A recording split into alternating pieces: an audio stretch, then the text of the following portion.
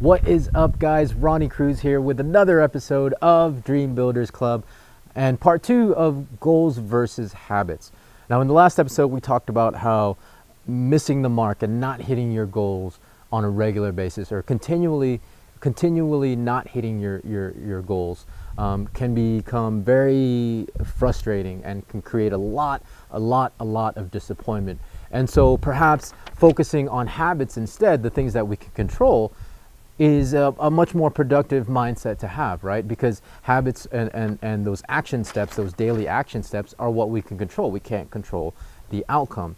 However, without a goal, those habits will become uninformed, right? Without a destination, the roadmap is to nowhere, right? So not having a goal then creates haphazard habits, which creates haphazard results, and ultimately probably will lead to a plateau in your business.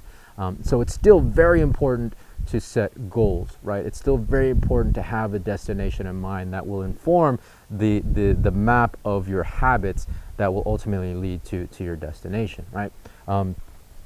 Now, that said, again, I totally understand why missing the mark on your goals is something people want to avoid, right? Like, I totally get it, because not only does it create frustration and disappointment, there's actually a deeper thing that's happening, a deeper kind of level of programming that's happening in your mind, and it creates this negative feedback loop, right? So what happens is you set a goal and you miss it, right? You don't quite hit it by the targeted date. So you set another goal and another target date, you miss it. And this keeps going, right? And what it's doing is it's programming your unconscious mind, it's programming your brain to think that every time you don't set a goal, or every time you set a goal and you don't hit it, that you don't hit goals, right? Like, so your mind is now creating this belief system that goals, when you set a goal, not to hit it, right? So obviously that's going to create disappointment and frustration, but it's also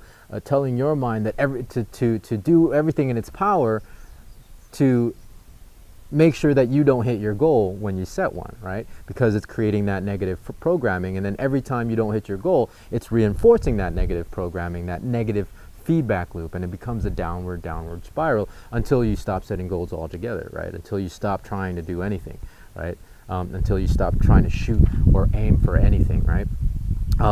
So that's what's happening, and I totally get it, and I totally understand why it becomes so uncomfortable and so disappointing to continue to do this, and we don't want to, we ultimately don't want to put ourselves through that emotionally, right? So then exactly what happens is you stop setting goals, you stop pushing to achieve anything. I get it. But here's the thing. Again, so the question is, how do we rectify the need and the necessity of setting goals versus the programming that it gives you when you don't hit those goals as you've set them, right?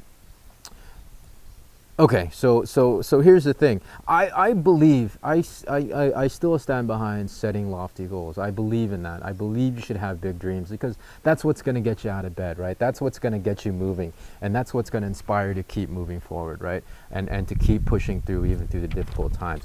I've always set very lofty goals. It's just how I roll, right?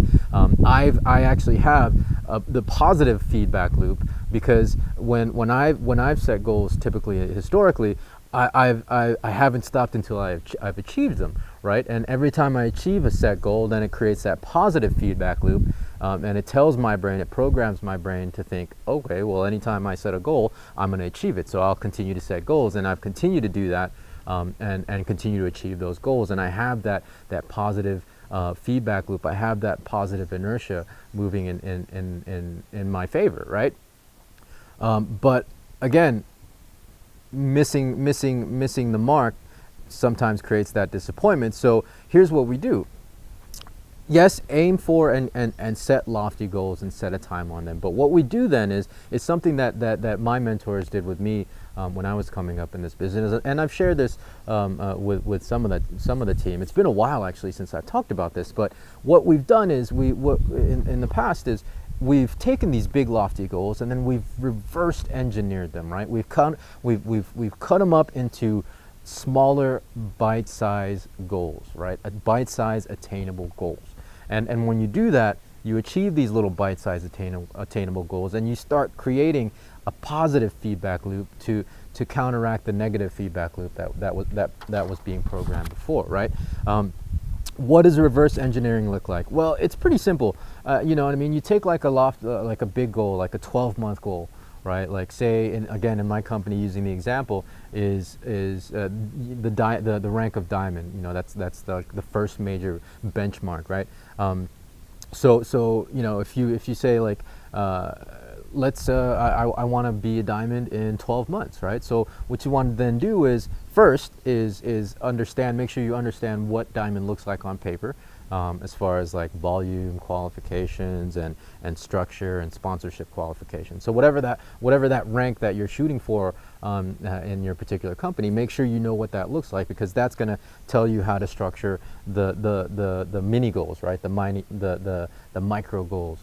These little bite-sized goals. So you take your 12-month goal of hitting whatever rank that is, diamond, and then you break it down into quarters, right? Okay, so per quarter, this is what it can look like, right? So I have to help X amount of people in my organization in order for me to hit diamond. So let me break that down into how many people do I help reach a certain rank every quarter, right? And then you break that down into, okay, well, every month I'm going to need to do maybe bring in one or two new people into my one or two new business builders into my organization, and then you break that down into weekly, right? This is still obviously at the quarterly and monthly goal. It's still kind of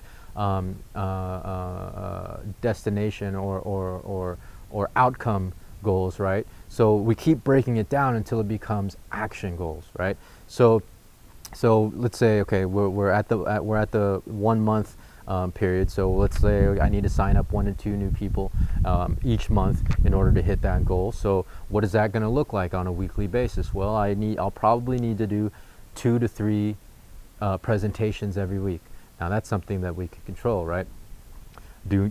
Committing to 2 to 3 presentations every week, right? Regardless of the result, regardless of the outcome, even regardless of whether or not people come. Like we have no-shows all the time, but committing to 2 to 3 presentations every week is an actionable goal, is an actionable habit, right? And then you break that down. Well, in order for me to sign up 1 to 2 people a month, I need to do 2 to 3 presentations a week. I need to get 3 to 5 people in each presentation, right? So break that down. Well, how many people do I need to talk to on a daily basis in order to get 3 to 5 people in my presentations, right? So again, okay, so the week looks like I have to do 2 to 3 presentations a week, right? That's actionable. That's something that you can control. And then break that down into, well, how many people do I need to talk to? How many people do I need to invite on a daily basis to get 2 to 3 people or 3 to 5 people at those presentations? Well, I need to talk to at least 1 to 2 new people a day. I need to invite 1 to 2 new people a day. That's something that you can control, right? And you you set these daily and these weekly goals, which then feeds into, you know, your monthly, your quarterly, and ultimately your big goal, you know, like your 12-month goal or whatever it might be, right? So this is very kind of general.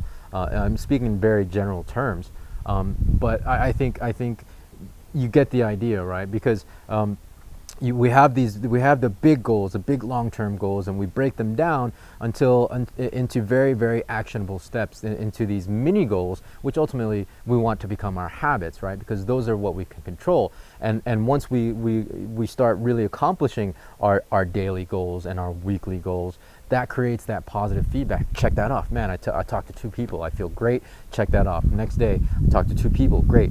Check that off. You know, positive feedback loop.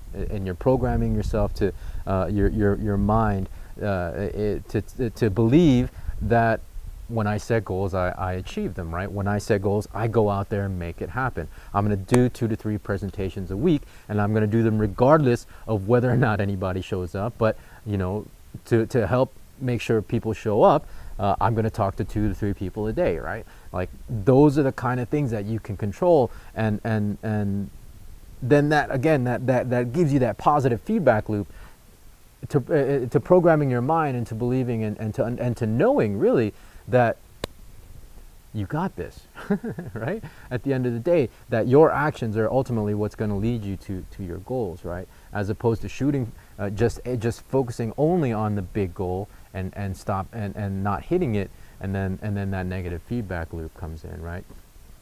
So the goals, the mini goals, are what's going to help you create a positive feedback loop, right? The daily goals, the weekly goals are what's going to create positive feedback loop, and which will ultimately allow you to attain almost with certainty your quarterly and your annual goals, your bigger long-term goals, right? Because again, those are the things that you can control, your daily and your weekly habits, right?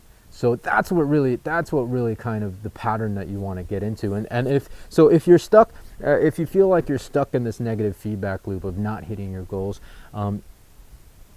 follow these steps and see how it works out for you. You know what I mean? Like, set another big goal, set a time frame on it, and then break it down into quarterly, break those down into monthly, break those down into weekly, and then break those down into a daily.